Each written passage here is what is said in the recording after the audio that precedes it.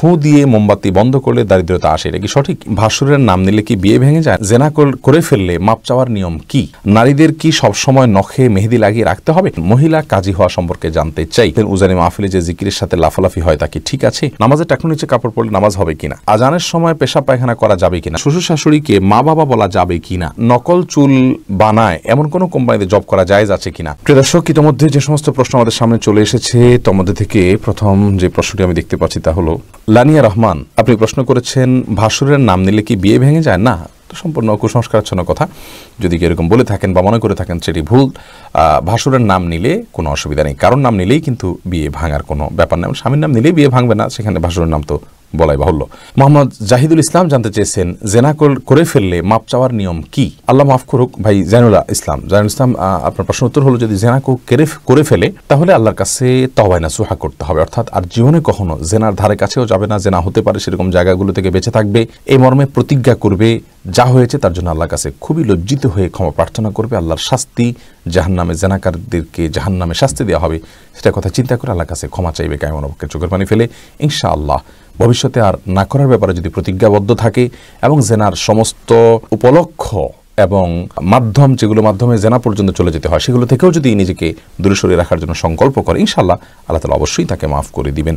নারীদের কি সবসময় নখে মেহেদি লাগিয়ে রাখতে হবে? না, সবসময় রাখতে হবে এমন কোনো কথা নেই, তবে সুন্নাহ এবং উত্তম হলো মেয়েদের হাতে মেহেদি ব্যবহার করা বেশিরভাগ সময়। রাসূল করিম সাল্লাল্লাহু আলাইহি সাল্লাম একজন নারীর হাত দেখতে পেলেন, পর্দার আড়াল থেকে তিনি কিছু দিয়েছেন বা নিয়েছেন, তখন তিনি জানতেন একজন নারী দিয়েছেন, কিন্তু তার হাতে মেহেদি না থাকা নবী সাল্লাল্লাহু আলাইহি সাল্লাম বললেন, ব্যাপার কি, মেহেদি নাই কেন? পুরুষ আর মহিলার হাত তো বোঝা যাচ্ছে না।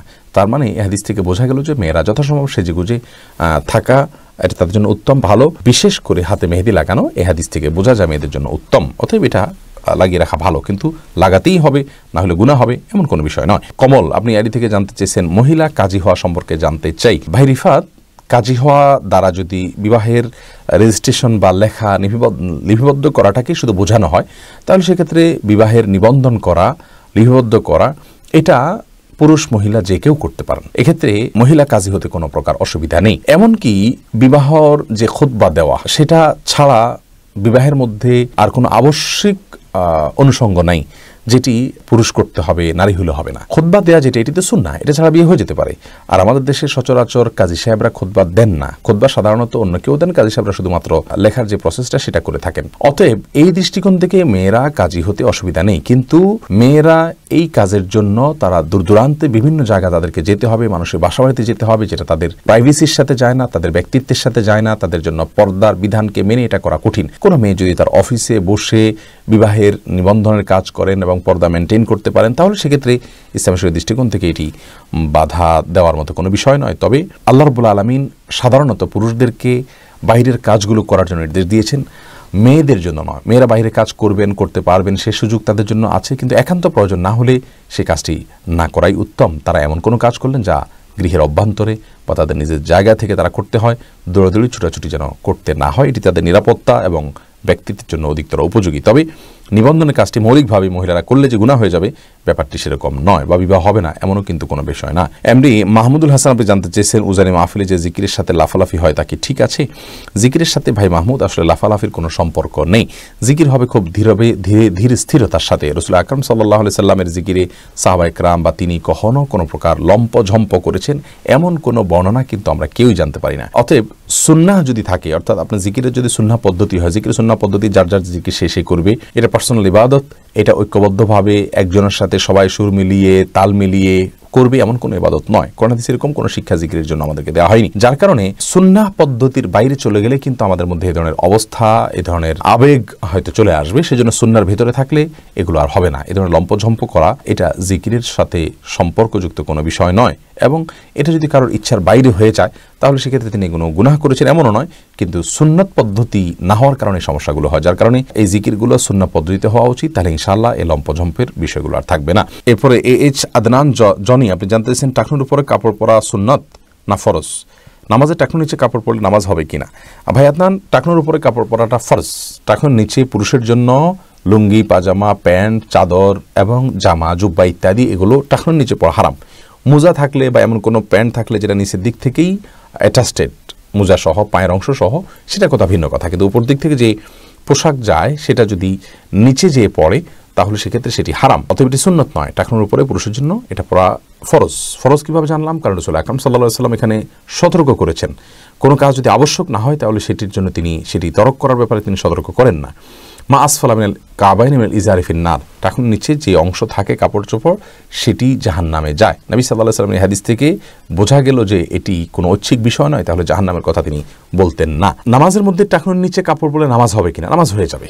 আবু দাউদের একটি বর্ণনা রয়েছে এরকম যে আল্লাহ রাব্বুল আলামিন মুসবিল ইজার বা টাকনুর নিচে কাপড় পরিধানকারী ব্যক্তির ইবাদত কবুল করবেন না। সেই হাদিসটি সনদ বিশুদ্ধ নয়, বরং সেটি যায়িফ এবং দুর্বল সূত্রে বর্ণিত, যার কারণে নামাজের মধ্যে টাকনুর নিচে কাপড় চলে গেলে যে নামাজ হবে না বিষয়টি অথেন্টিক নয়।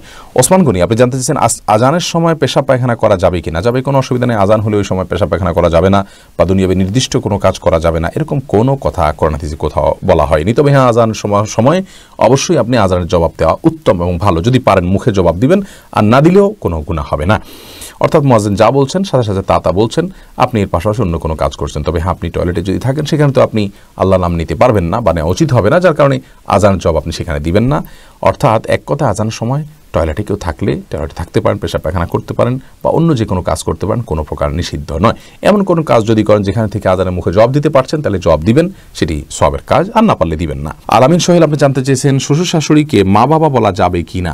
যাবে, রূপক অর্থে মা বাবা বলা যায়, প্রকৃত অর্থে বলা যাবে না। অর্থাৎ আপনার কাগজপত্রে, সার্টিফিকেটে, পাসপোর্টে, আইডেন্টিতে, বিভিন্ন জায়গাতে বাবার ঘরের জায়গায় যদি শ্বশুরের নাম, মায়ের ঘরের নাম জায়গায় মায়ের আপনার শাশুড়ির নাম লেখেন তাহলে সেটি গুনাহের কারণ হবে।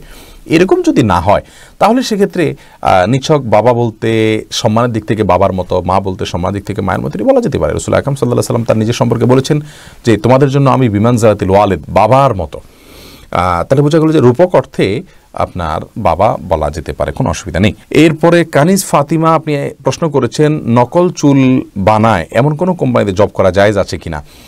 এই নকল চুল এর ব্যবহার বেশিরভাগ ক্ষেত্রেই যদি হারাম ক্ষেত্রে হয়, মানুষ নিজের বয়স লুকোনোর জন্য অথবা আর্টিফিশিয়াল চুল লাগিয়ে কাউকে প্রতারণা করবার জন্য বা হারাম কোনো ক্ষেত্রে ইউজ হয়, বেশিরভাগ ক্ষেত্রে এরকম যদি হয় তাহলে সেক্ষেত্রে সেই কোম্পানিতে চাকরি করা জায়েজ হবে না। মেহনাজ পারভিন, আপনি জানতে চেয়েছেন অনেক জায়গায় লেখাটা দেখেছি ফু দিয়ে মোমবাতি বন্ধ করলে দারিদ্রতা আসে, এটা কি সঠিক? এটি কুসংস্কার। ফু দিয়ে মোমবাতি বন্ধ করা জায়েজ না।